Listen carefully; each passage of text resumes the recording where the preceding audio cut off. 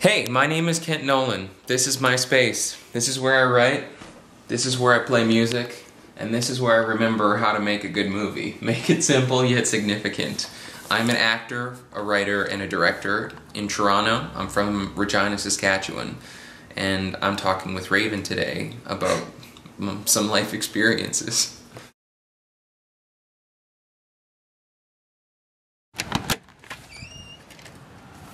Come on in, welcome to my space. Look at how many shoes are here.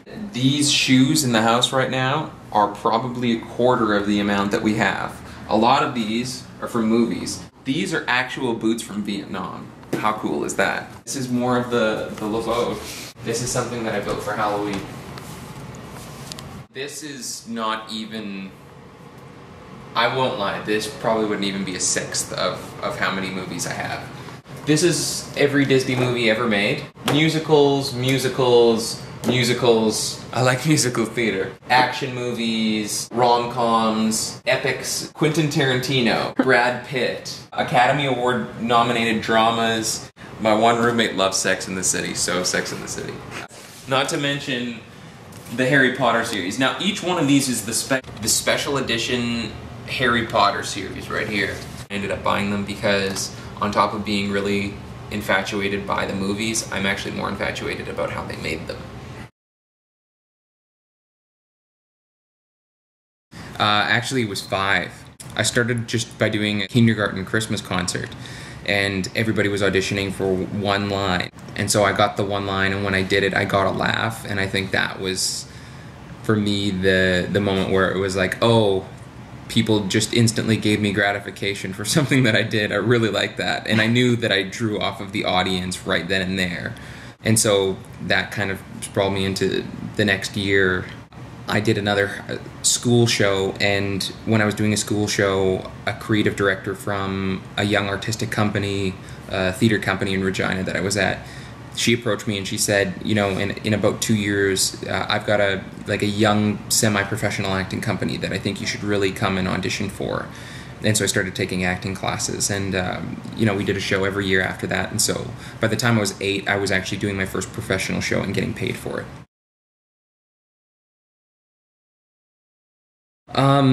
So when I was 9 then, the year after, we were doing another show with that company, and an agent came and she spotted me, and she just, I think you would actually be, you know, really good in film.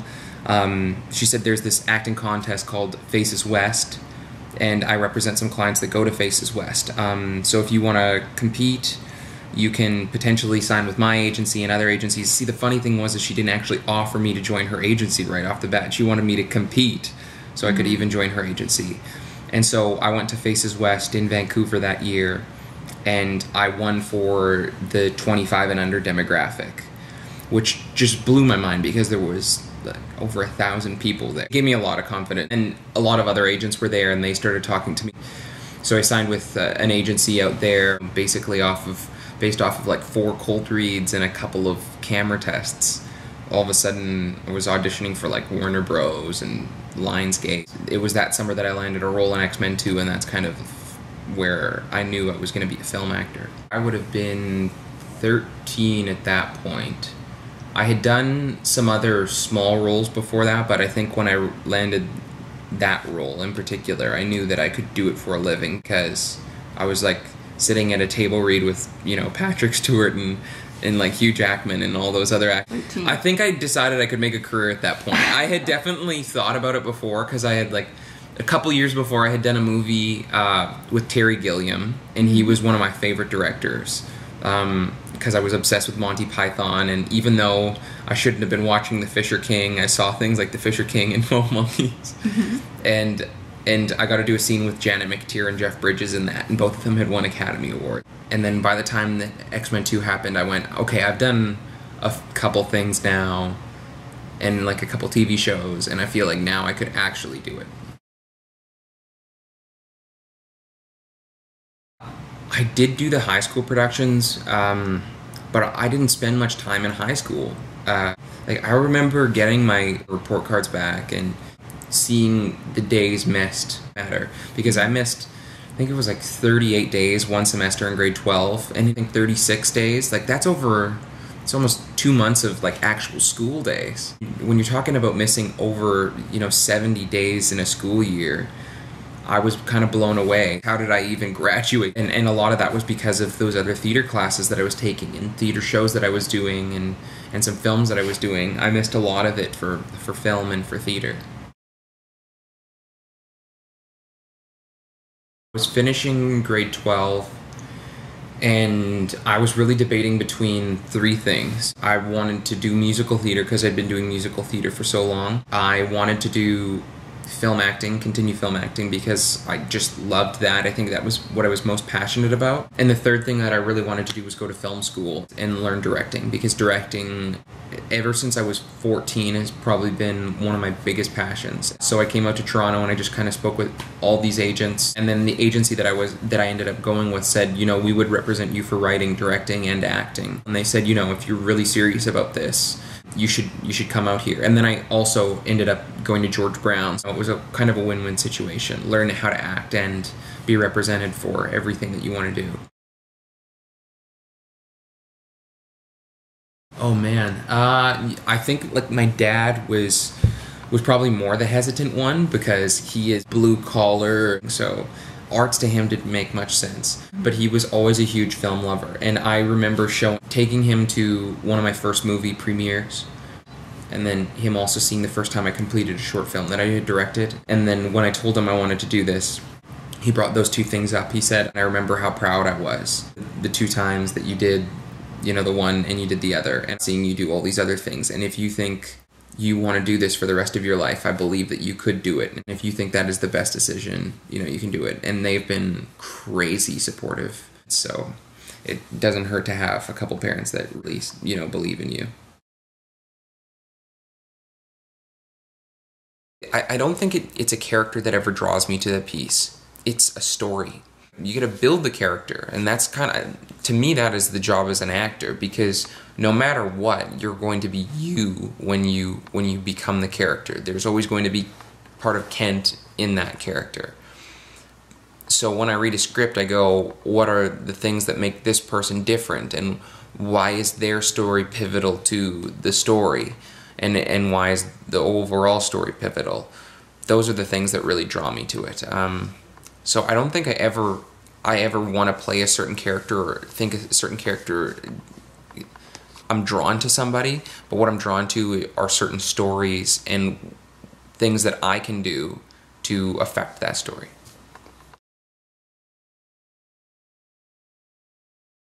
You will pitch people ideas and people will always go, how are you going to do that, and how are you going to make that interesting? But you have to find a way that you can tell it, that you would want to see it.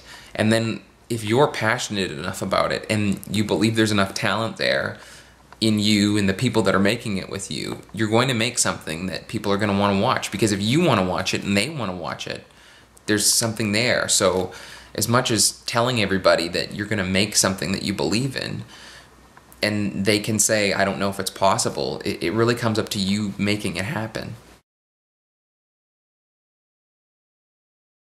Yeah, last year at this time, I decided that I really wanted to try directing. And I said, if it means I have to put acting on the side burner for a bit, I'm going to do it, because I gave the acting 5 years.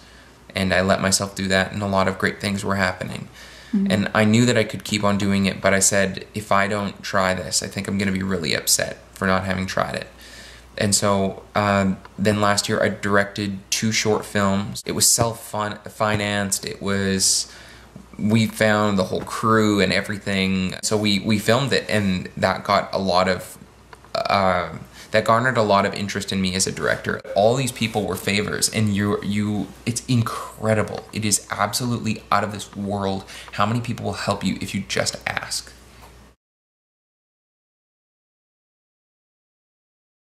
I most enjoy creating other people inside of myself and finding different parts of myself that I didn't know were there before. I love storytelling. Stories. Story overall, over anything else. Over character development, over anything. Story. Generally away from where I live so that I know that when I'm writing, I'm writing, and when I'm living, I'm living. Oh man, travel. Coen brothers are, I think, the most talented filmmaking duo ever, personally. I also love people like Edgar Wright, who did like, Hot Fuzz, Shaun of the Dead, The World's End, Scott Pilgrim vs. the World. Love him too. Martin Scorsese is obviously, I think, one of the best of all times. And then actors, that's such a tough one. I'm a huge fan of James Nesbitt. He's more of a theater actor, but he's done a lot of TV. So, I mean, I think he's fantastic. Who else are some of my favorites? Obviously Meryl Streep. She's off the wall. She's so talented and she's so courageous and she does everything and anything. Those would probably be my favorites. Also Daniel Day-Lewis, obviously. He's great.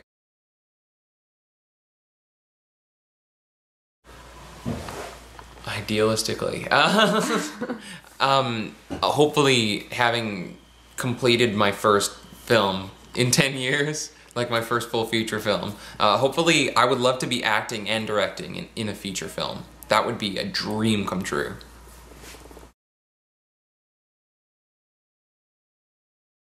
Traits of an ideal actor. Somebody who will embrace their fears to take risks, and somebody who isn't afraid to say what their vision is, but also is not afraid to create a vision together. So I like to always be positive. I love collaborating with people. I love hearing and telling stories because that's how we pass down information from generation to generation. That's it. Storytelling, being positive. Oh, and I love working out. For water, like, I don't know. Oh yeah, one thing that's really weird is when I'm making food, I like to, for some reason, I have to have like symmetry to the plate, and I can never have foods touching each other. They always have to be not touching each other, even though I'll mix them afterwards. I think you always have to listen. I think that's the most important part. When you're there to be professional, so you have to be professional, and that means listening to what people are asking you to do. Not having an ego, because if you have an ego, you're only gonna end up holding things up. You wanna be there for somebody else. You wanna help other people. It's always for a greater goal.